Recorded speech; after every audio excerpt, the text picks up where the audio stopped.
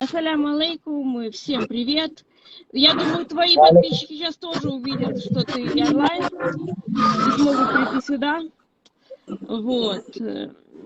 Я сейчас с трудом слышу... О, нет, все, наконец-то жуткий грохот у вас прекратился. Так, сейчас, наверное, подождем, пока кто-то подойдет. Ты можешь пока что сказать, или я буду говорить, не знаю. Ну, в принципе, я могу сказать, что... Да, пока сейчас у меня здесь никого еще толком нет. Но в любом случае, я надеюсь, я сохраню Ну, мы эту можем запись. начинать. Да, мы Мы можем можем начинать. начинать на 5-10 минут поговорить. И Да, в хорошо. любом случае, это, я думаю, можно. Просто связь очень плохая и плохо слышно тебя тоже. Но попробуем. Короче, смотри. Тогда, наверное, я начну. Так, я думаю, мои подписчики, у которых это будет сохранено, в основном меня знают только по моему активизму в вопросах прав инвалидов и аутичному активизму, но, в принципе, я в том числе говорю про права мигрантов и э, как гражданин Украины я говорю о войне на Украине, естественно. Кроме того, я волонтерю на think tank, это как типа аналитическое агентство Solid Info, которое пишет аналитику, посвященную войне в Украине, на английском языке с расчетом на англоязычную публику. В том числе нас читают некоторые крупные медиа в Англии, в Европе, в США, например, Washington Post, BBC, Financial Times. Некоторые наши отчеты, насколько я знаю, читают некоторые дипломаты, члены парламента, и некоторые депутаты Верховной Рады Украины в том числе. Вот, и я писала отчет, как человек, который сам, как гражданин страны, против которой сейчас Россия ведет войну, как мусульманин, и просто, потому что я считаю, что чисто из-за справедливости, да, об этом важно говорить. Я писала отчет, посвященный вопросам русско-чеченской войны, схожести между русско-чеченской войной и войной в Украине, схожести в тактике, в подходе, в ярлыках, которые Россия навешивает на украинцев, которые навешивала на чеченцев. Что еще? По поводу волонтеров, волонтерских батальонов проукраинских, батальон имени Шейха Мансура и батальон имени Джахара Дудаева, которые воюют сейчас в Украине, на стороне Украины. И по поводу всего этого дикого, абсурдной пропаганды Кадырова про путинское, потому что Кадыров, как он говорил, пехотинец Путина, пытается доказать свою лояльность. И весь этот абсурд, который сейчас творится в оккупированной Чечне. То есть, например, последнее, о чем я писал, да, и по поводу взаимодействия между диаспорами, украинской диаспорой и чеченской диаспорой. Этот эфир будет посвящен вопросам экстрадиции Амины Герихановой. Амина Гериханова беженка из Украины, чеченка по происхождению. Она бежала из оккупированной Чечни, где сейчас творится террор уровня сталинских репрессий, уровня Оруэлловской океании, то есть то, что даже люди в Европе себе представить такое не могут. Амина Гериханова бежала с маленьким сыном в Украину, жила в Украине. Россия, как всегда, использует против своих оппонентов fancy labels, то есть всех украинцев называют нацистами, всех мусульман, кто им не нравится, всех украинцев, кто им не нравится, называют нацистами, всех мусульман, которые им не нравятся, называют террористами и тому подобное. Вот Амину Гериханову Россия обвинила в терроризме, в том, что Амина якобы поддерживает запрещенные группировки в Сирии. Честно говоря, я через подобное тоже проходила, на меня тоже навешивали ярлык, что я якобы вербую людей в ИГИЛ. Но в ситуации Амины все гораздо серьезнее, потому что у Амины из-за этого могут депортировать, сейчас реально могут депортировать обратно в Чечню, где ее будут пытать, где ее, вероятнее всего, убьют. Бежала в Румынии ее остановили. Украина, конечно, дала доказательства, что Амина не состояла ни в каких террористических организациях, что она не была в Сирии, что все это время, про которое говорит Россия, Амина на самом деле была в Украине, жила самой обычной жизнью. Тебя очень плохо слышно. Ой, блин. Все равно Это очень плохо. плохо слышно. Сейчас. А сейчас получше чуть-чуть, по-моему. Ага. Я Получше, хотел дальше бы слышно. показать вам, показать зрителям наши баннеры. Это те же Да, баннеры, хорошо. фотографии тоже. И хотелось бы, чтобы ты задал свои вопросы, пару Да. вопросов. И чтобы, так как эта связь очень плохая, и мы как бы еще и первый раз, мы еще как Да. бы хотелось бы покороче как бы ознакомиться и задать пару вопросов и отвечать на Да, эти конечно. вопросы. Да, конечно. Как вам, наверное, вопрос к вам обеим, к вам обоим, как вам кажется, что именно людям, ну, например, в Англии, да, то есть на Западе, ну, потому что, например, я пишу на английском, да, языке сейчас, важно знать о ситуации с Аминой Герихановой. Я упоминала, ну, в одном отчете я как раз упоминала ее кейс, да, в том числе, когда я писала, как Россия использует систему Интерпол, что вот именно такое ключевое, что нужно знать людям здесь вот, ну, просто, и каким способом может как бы доносить эту информацию. Ой, я отвечу на этот вопрос. Я Да, думаю, что это очень важно, что мы должны освещать, и мы должны также осветить объяснить эту проблему на уровне, на высший уровень, например, где более влиятельные люди, я думаю, должны быть осведомлены о том, что происходит, и о ситуации Амины. И я думаю, что эти люди могут и повлиять на ее, на то, чтобы ее отпустили. Потому что элементарно многие люди даже и не знают, кто такой Амина Гериханова. Вот на русском языке это как бы более-менее это люди еще знают, так как мы проводили такие мероприятия и большие, и маленькие манифестации в Европе, везде. Но на английском языке все равно очень мало людей, которые освещают это.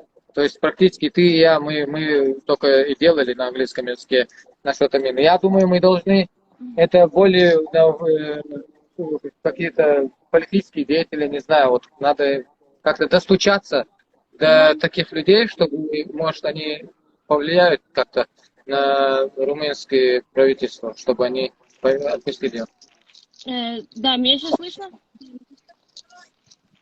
Плохо слышно? Меня слышно? Вам? Слышно плохо, да, только очень плохо слышно. Ну, что я хотела сказать? Я хотела сказать, что последний отчет, как раз второй по счету мой, про Чечню, там как раз упоминалось дело Амины Герихановой, и мне, ну, и чувак, которому принадлежит этот think tank, ну, то есть, которому, можно сказать, мой босс, только сложно так сказать, потому что это волонтерская работа, да, все-таки у меня. Он говорил, что в том числе некоторые члены парламента Великобритании открывали этот отчет, ну, то есть непонятно, читали или нет, да, и некоторые, ну, довольно крупные эти, ну, эти представители довольно крупных медиа, типа, ну, там, по-моему, Вашингтон Пост, кто-то, по-моему, с Таймса кто-то, вот, то есть, ну, надеюсь, они дочитали до конца, где было про Амину и где было про то, что происходит с людьми, которые депортируют в Кадыровской Чечне, но я не могу гарантировать. Но то, что открывали, то есть там несколько членов парламента Великобритании и парламент ЕС, это уже как бы, ну, хорошо, мне кажется. Да, еще сейчас что хотел спросить, так как Али только недавно подал на беженство в Британии, да, так что я думаю, это все-таки вопрос к нему. Вот, то есть, Али, как тебе кажется, если бы была возможность, чтобы Амина каким-то образом попала сюда, в Британию, вот, ну, по тому отношению, которое ты видишь, например, по отношению к себе, да, к своей семье, как тебе кажется, здесь вообще с пониманием отнесутся ко всей этой истории? Легко ли здесь будет доказать, что, ну, типа, все в порядке, все окей, никакая она не террористка и прочее? Да, да, естественно. Естественно, именно, я думаю, что именно в Англии поймут как раз таки. И я думаю, что сделают хорошее расследование, если они хотят узнать, правда или нет. В таких странах, как Румыния, Россия, ну, в таких странах, я думаю, что даже они не заморачиваются узнать правду. То есть, если по Интерполу, то значит все нужно передать, короче. И им не важно. С одной стороны, я не виню их, потому что с первой чеченской войны, короче, они говорят, что вот чеченцы, чеченки, все там террористы, короче, сам знаешь, короче, везде информация 100% была на стороне, короче, Кремля. Поэтому я думаю, что именно в Англии все, как сказать, узнали бы, доказать несложно, потому что это цивилизованная страна. Но я думаю, так. Нужно освещать больше на английскую аудиторию. Поэтому я думаю, если вот эти они эти сделают расследование, если посмотрят. В Украине же сделали расследование и доказали, что Ну да. она, да, потому что она с 2016 года находилась в Украине. Они говорят, что она там где-то 2019 или 2018 да, То есть это же То есть вообще они- очевидно. То есть, на самом Они деле. запрос делали экстрадицию Амины, они запрос уже делали еще тогда, когда она находилась в Украине. Да. Но украинцы же это расследовали это дело и не отдали ее. Но румынцы почему-то не хотят поверить Украине, а наоборот следуют этим преступным законам России. То есть они слушают их. Вот Да, это, да, да. конечно, bizarre, действительно. Это то, что я вообще выделял, то есть, ну, как раз когда я писал этот отчет, да, то, что я выделял, что, по сути, когда все признают Россию страной-агрессором, Румыния по какой-то причине прислушивается к стране-агрессору, а не к Украине, что само по себе, ну, как бы, мягко говоря, неэтично. Мгм. Али, может быть, я думаю, части наших слушателей вообще будет как бы интересно. Были ли к тебе какие-то вопросы из-за того, что тебя как бы тоже обвиняли в терроризме, что у тебя здесь было? Не знаю, мне свой опыт рассказывать. А именно в каком стране? Ну, здесь, в Британии, когда приехали, были ли какие-то вопросы и как вообще, то есть, Нет, возможно... Нет, Нет, да? Вообще никаких вопросов нету. Вообще никаких вопросов не было. Так что приехал, все приняли, короче, хорошо, все смотрят, вообще помогают. все знают про все это или нет еще? Ну, если это не какая-то информация. Когда мы подавали бумаги, они же через МВД все проверили, всю информацию, они же не так дают визы, короче, все проверили, сказали, все чисто, добро, короче, все дали добро, я приехал. Так, ну я понял, да.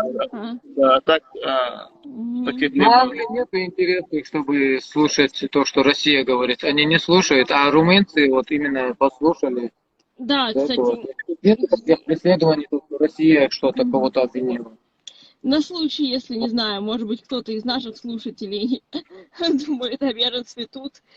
Хочу сказать, что у меня тоже была ситуация, когда Россия, я украинский гражданин, но у России меня пыталась обвинить в терроризме и запрашивать, ну тоже типа вербовка в ИГИЛ, запрашивать депортацию в Россию по непонятной для меня причине. И полиция действительно пришла где-то спустя полгода, потому что полиция решила, что мне небезопасно из-за угроз россиян. И проверяла мой дом на безопасность. Вот такая вот история. Окей, тогда мы, Айман, подожди, к тебе еще вопрос, Абдулмалик. К тебе вопрос, так как ты проводишь здесь основные все эти акции в поддержку Амины.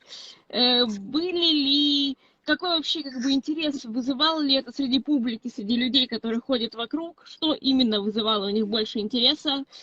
Вот, такой скорее вопрос. Большинство людей, то есть практически все, которые останавливались, разговаривали, то есть не все это мы записали на камеру, например, очень много людей подходили, спрашивали, много еще видео, которые не опубликовано, то есть люди спрашивают, сразу они видят с ребенком и не могут понять, как это возможно, что Румыния с ребенком, и их разлучили, кстати, вообще-то с ребенком на данный момент, ребенка уже забрали, и не могут понять, и они, наоборот, желают ей свободы, то есть ни один человек не мог сказать ничего против этого, то есть все люди поддерживают, и они просто не понимают, почему Румыния слушает то, что говорит Россия, то есть и все вот поддерживают вот это, то есть все люди, которые мы видели, они вот это именно то, что top ranches membership in Interpol. То есть люди поддерживают это, и все подчеркивают, что Россия не должна находиться в линии Интерпола, то есть в членстве Интерпол. То есть Россия не может быть, Мгм. потому что оно не является правовым государством, и там не защищены права человека. То есть поэтому, по большому счету, люди просто в шоке, то, что Ага. такая ситуация. Не верят. Кстати, по-моему, ты сказал очень важную вещь для нас, когда мы говорим об этом всем, что выделять то, что она была с ребенком, то есть что это женщина с ребенком, которая бежала от войны. Потому что, да, вот это, мне кажется, важная информация. Да, и еще такой вопрос, наверное, последний. Подходили ли к тебе, кстати, вообще, насколько, наверное, два вопроса. Первый, насколько часто, вот когда ты стоишь с плакатами, да, вот в центре города какого-нибудь или рядом с консульством, насколько часто люди подходят с тобой взаимодействовать, да, и, не знаю, насколько часто ты начинаешь с ним взаимодействовать. То есть, насколько люди готовы к взаимодействию, это первый вопрос. И второй вопрос, были ли среди тех, кто подходил, украинские граждане? Ну, либо Да, украинские беженцы. только что недавно украинка была со своей дочкой Ну да, в сейчас я другом, видел. в В городе. другом То городе есть, тоже? да, ну, были люди, разные люди подходили, security даже, простые люди, полицейскими общался. То есть обычный, по большому счету, с простыми людьми, которые проходящие. И как часто ты спросил, ну, каждые 5-10 минут люди подходят. Иногда 5-6 человек собираются. Просто на самом деле не все Мгм. хотят, чтобы их показали на камеру. То есть я иногда камеру отворачиваю, на себя показываю камеру и вот так разговариваю. Они задают вопросы, я отвечаю. Или они задали один Ага. вопрос, я им объясняю вот так. Но людям интересно. Кстати, был еще один момент, и ты, наверное, не видел, я скоро это вырезку сделаю из этого эфира. По-моему, в этом эфире есть, где в Манчестере мы делали, там один интересный момент у нас был, что один румынец, так называемый румынец, он подошел, и он говорит, типа, вы все это фейк, вы обманщики, в Украине нету войны. То есть вот такой Мгм. момент тоже у нас, но мне показалось, что это был типичный провокатор. Да, похоже Не, на не то. могу, не могу знать, откуда, кто подослал этого человека, но он однозначно был какой-то провокатор. И он очень провокационные вещи делал. Я, кстати, хочу вырезать этот момент и выставить его и показать людям. Там очень очевидно, все можно легко увидеть. Понять Мгм. можно легко. Вот. Так, ну да, понятно. Кстати, подожди, я думаю, я сказала последний, но я думаю, может быть, такое, это может быть более лучше для завершающего. Тогда к вам обоим, наверное, после этого я, наверное, отключаюсь. К вам обоим такой вопрос. Что вот, ну, у нас сейчас слушает довольно много людей, да? Как вам кажется, что может, тогда, наверное, может быть, я тоже в конце отвечу, что вам кажется, можно и нужно сделать, ну, эти люди могут сделать, чтобы как-то помочь Амине, могут ли они сделать что-то и тому подобное? Ну, вот просто вот люди, которые нас сейчас слушают, либо которые будут смотреть эту запись.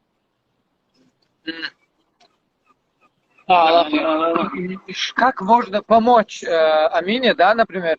Я думаю, не знаю, Да, насколько ну, то есть, это возможность, но я думаю, если массово люди вышли бы, например, 1000 человек, да, вот, например, если массово люди вышли бы, тогда мы могли бы этот митинг, например, да, такой большой, огромный митинг, соответственно, если он такое количество людей, большое количество, ну, 500 хотя бы, да, если человек выйдет, это в Англии, наверное, это невозможно, так как наших очень мало здесь. Ну, допустим, в Европе, если такое мероприятие устроить, тогда это в любом случае перевели бы на разные языки. И там присутствовали бы разные журналисты. Я все-таки склонен к тому, что мы должны осветить влиятельных людей, то есть таких блогеров, политических активистов. Вот, например, Гончаренко мы думаем сделать или созвониться, или сделать эфир с Алексеем Гончаренко, да, или это было там бы круто. отправить сообщение ему, Гончаренко и Гордон, вот таким людям, которые очень хорошо знают. То есть я думаю, что еще с Украины, если украинцы тоже поддержат это, будет освещать на украинских СМИ про Амину, я уверен, что Румыния реагирует на это. и это может помочь Ага. ей в освобождении. Я тоже самый подписываюсь под каждое слово. Еще хотел я просто добавить, короче, насчет Украины. Я замечаю, что 90% арабов, именно арабские, они больше верят российской пропаганде. Поэтому и украинцам, и всем нам нужно, чтобы у нас были те люди, которые будут переводить, разъяснять арабам. Кстати, очень Да, правильно. потому что Украину полностью со всех сторон они пытаются сделать, как будто это Украина, короче, участвовала во всех войнах арабских, короче, понимаете, обвиняют именно Украину. То есть за Украину Америка, поэтому короче, Украина должна, типа, как тебе сказать, должна быть уничтожена. У людей такие мнения. Россию и Кадырова представляют, как будто они герои, как будто они защитники, как будто они пришли спасти Украину, понимаете? Поэтому нужно найти тех людей, которые знают очень хорошо арабский язык и на арабском, короче, тоже разъяснять людям, да, что зло это Россия и Кадыров. Я это думаю очень важно. То, Да, чтобы это очень важно. на арабскую аудиторию или на арабском языке, или переводы делают. Вот Кадыров, например, отправил 12 500 баранов, короче, Саудовской Аравии, которая и так, короче, богатая страна, понимаете? Сейчас пытаются полностью поднизываться арабскому миру, и они работают над этим. Люди Кадырова, люди России. Пропаганда. Да, пропаганда работает. Специально сделать арабский мир против Украины. Поэтому нам всем нужно постараться, чтобы помешать этому. Я думаю, что это очень важно и для Украины, и для чеченского народа. Да. Согласен. Тогда, наверное, Хорошо, тогда. Подожди, На этом мы тогда Я, наверное, Скажи. хотел добавить, наверное, что для арабов важно говорить также о том, что Кадыров друг эмиров из Арабских Эмиратов, из Саудовской Аравии, которые многие из них ненавидят, многие арабы их ненавидят и считают диктатором. Важно говорить, что Асад в Сирии остался у власти во многом благодаря, потому что Путин его поддерживает, и многие сунниты Сирии терпеть не могут Асада. То есть чисто вот геополитическое. Дальше сейчас много начали в Англии говорить больше про уйгуров. И мне кажется, это важно обращать внимание, что Кадыров давал советы китайскому правительству, как пытать уйгуров. То есть это такие вещи, которые Россия пытается замолчать, но это важно это не замалчивать. Что не только Америка дружит с королевской семьей Саудовской Аравии, а Кадыров в том числе. То есть вот это вот. А насчет людей здесь в посте, которые слушают нас, да, под постом этим, точнее, под прямым лайфом, я думаю, самое простое, наверное, мне кажется, что можно сделать, это просто, если у кого-то есть подписчики, читатели, расширить, делиться информацией по поводу Амины Герихановой, что вот женщину, беженку с Украины с ребенком пытаются отправить выдать Чечне, что Румыния пытается выдать Чечне, доказательства от Службы безопасности Украины, что она невиновна, просто добавьте там свои сторис, потому что вы не знаете, кто прочитает ваши сторис, возможно, кто-то из журналистов. Если там, не знаю, упоминать об этом, возможно, на каких-то встречах в университетах, если вы ходите в университетах, там, собрания в мечети, что угодно, какие-то там мероприятия правозащитные, если вы на такие мероприятия ходите, просто вот упоминать об этом деле. Упоминать об этом деле, мне кажется, это такое, такое минимальное, потому что часто некоторые протестные движения, например, Black Lives Matter, во многом за счет хэштегов и большого количества вот этой вот информации как-то выигрывают. То есть просто там ставить хэштег Save Amina и там Stop the War in Ukraine и Stop Deportation, Refugee are Welcome, что, то есть вот эти хэштеги. Срывается связь, чуть-чуть плохая. Да, так вот, есть, хэштеги, например, Refugee are Welcome Here, который распространен в целом. Здесь, например, многие англичане под этим хэштегом, в том числе постят, или американцы, европейцы, да, есть там хэштег Stop the War in Ukraine, например, использовать хэштег Save Amina вместе с этими хэштегами. Тогда те, кто ищет по этим хэштегам, в том числе будут читать про Амину. То есть вот, например, мне кажется, что вот можно сделать. Вот. Если кто-то будет давать интервью, кто-то будет давать интервью, если здесь, например, у меня есть, я вижу, что среди тех, кто нас слушает, есть граждане Украины, которые сейчас живут на Западе, если будут давать интервью про войну в Украину, не рассказывать про это, в том числе упомянуть, что вот есть такая штука, что Россия навешивает, обвиняет там, в нацизме, в терроризме, в чем угодно, беженцев, которые бежали с Украины, да, вот пока эта ситуация с чеченкой, обычной женщиной, которая жила с ребенком в Украине, ничем особенным не занималась, ее сейчас обвиняют, что она там террористка и тому подобное, что точно так же Россия может это использовать потом против, например, украинских патриотов, называя их нацистами и забрасывая через Интерпол. То есть упоминать в интервью, что у России не должно быть вот этой возможности запрашивать через Интерпол, именно что если украинские граждане могут это делать, это будет очень важно не только для Амина, это будет важно для самих украинских граждан, потому что если сейчас Россия это позволит, если сейчас страны ЕС реально слушают не украинскую сторону, не украинские доказательства, что Амина Гериханова невиновна, а слушают русскую сторону, слушают русских агрессоров, то что помешает точно так же запрашивать, не знаю, семьи бойцов полка Азов? Ничего.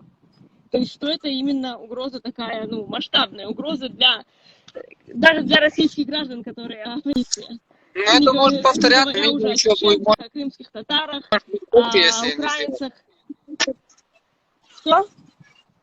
я имею в виду, такие люди, как Амина, их много, кстати, и она не одна. И почти каждый второй чеченец, который приезжает, они закидывают их по сфабрикованным делам Интерпол и проходят через эти проблемы.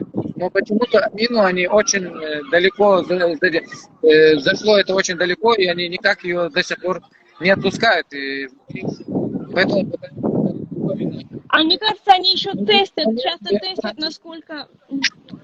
Мне кажется, российская сторона пытается протестить границы, насколько она может это делать. То есть проглотит ли Европа сейчас или нет, что они через Интерпол обвинили невинную женщину, когда Украина предоставила доказательства, что женщина жила в Украине, вот это вот фальшивое дело о Сирии, да, что женщина приехала с маленьким ребенком, она допустят или нет. То есть, типа, мне кажется, они еще это тестят, потому что, не знаю, они... Чеченцам это, конечно, вообще кошмар, но даже меня Россия пыталась запросить, как российский депутат Госдумы российской, и угрожал, что будет меня запрашивать как террориста в Англии. Это абсурд, просто абсурд.